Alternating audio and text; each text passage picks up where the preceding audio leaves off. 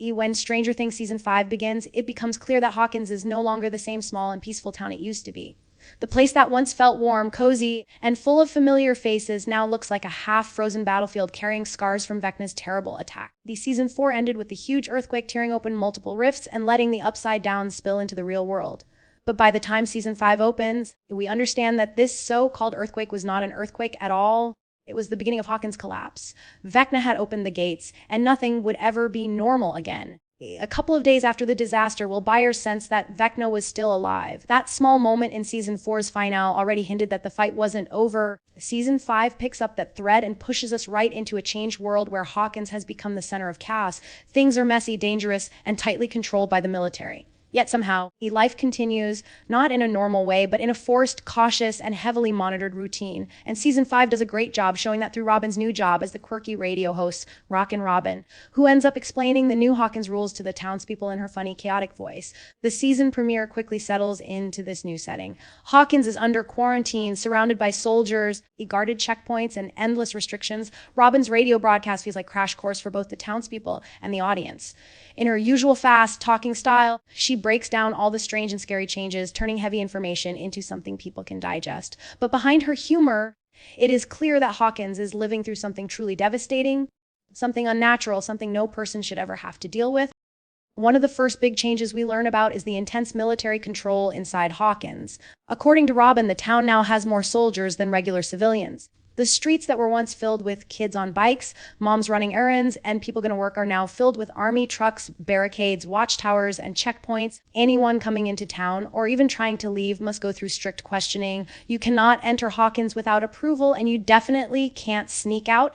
The entire town has basically become a lockdown zone, and the military is treating its people like potential patients or threats. The military also runs regular medical checkups on everyone. Robin jokes about it on her radio show, calling the falling white particles dandruff or snowflakes, but they're the same ash-like substance that fell from the sky after the supposed earthquake. The official explanation is that people breathed in strange particles, so they need constant monitoring. But the citizens know deep inside that something else is going on. They may not know about the upside down, but they can sense the government is lying. The truth is that this ash was not normal dust at all. It was something from the gates, something from that other dimension, something unhealthy and unnatural. While the military tries to act like it has everything under control, the government's solutions are clearly temporary.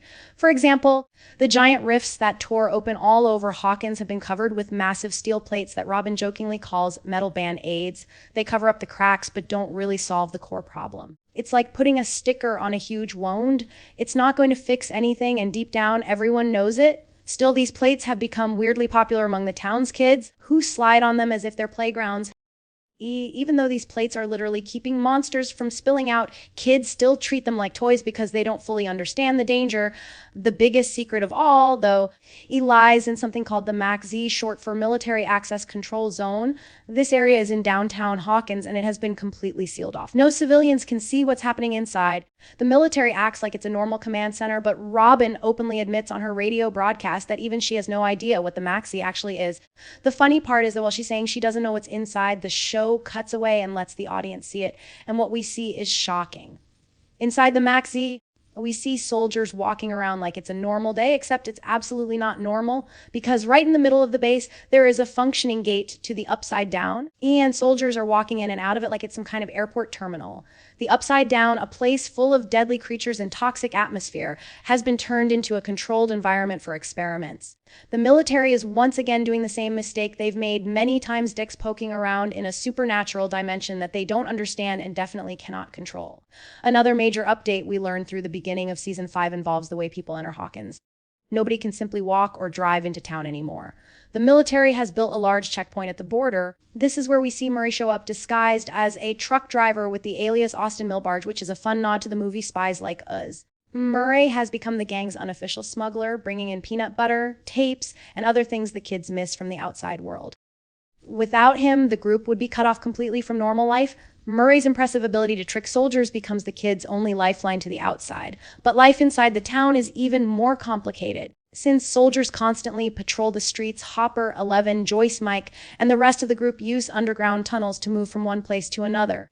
These tunnels were originally part of the Upside Down's infection that spread underground in season 2, but now the kids use them as their secret transportation system. Hopper and Joyce often sneak 11 through these tunnels to reach her training area, where she's preparing for the final battle against Vecna. It's both touching and sad to see a teenage girl being trained underground like a soldier instead of living a normal life.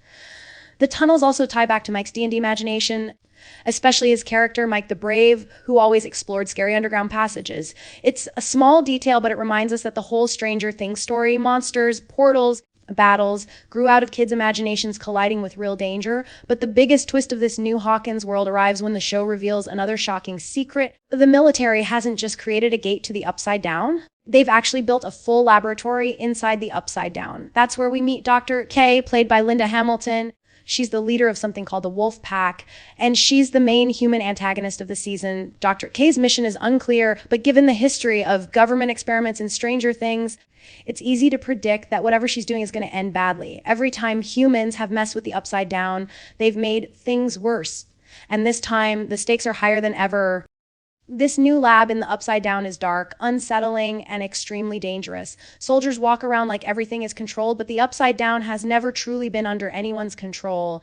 Kay's project seems massive and mysterious, and her tough personality makes her feel like someone who believes she can force the Upside Down to behave. But fans know better. The Upside Down does not bend to human science. It's alive, it's unpredictable, and Vecna still has a connection to it. So Dr. K's confidence is likely going to lead to disaster. Through all these changes, the season paints a picture of a Hawkins that's trying to survive but is barely holding on. The town is covered in ash, like dust, filled with giant steel plates, under strict military control and surrounded by invisible dangers. People are scared, confused, and tired. And even though the military acts like they're fixing everything, it feels like they're only delaying the inevitable. Vecna is out there watching, waiting, rebuilding his strength. And the kids know that the final fight is getting closer. Season 5 begins with a Hawkins that has already suffered so much, but is still fighting in its own quiet way. And while the citizens follow the new rules and hope for peace, the real battle is being prepared underground, inside hidden tunnels, and deep inside the Max Z, where government secrets are growing bigger every day. The premiere sets the stage for a stunning final season, reminding us how far the story has come, from kids playing D&D in Mike's basement to an entire town being changed forever by supernatural forces. Hawkins is no longer just the setting of Stranger Things. Hawkins is now the battlefield,